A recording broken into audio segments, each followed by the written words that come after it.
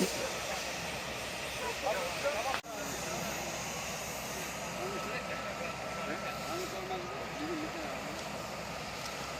gene yazıyor da. O gene bir tane ayarlarını kapatsın. 994 metre, 93'te beraber kabinede geçebiliyoruz.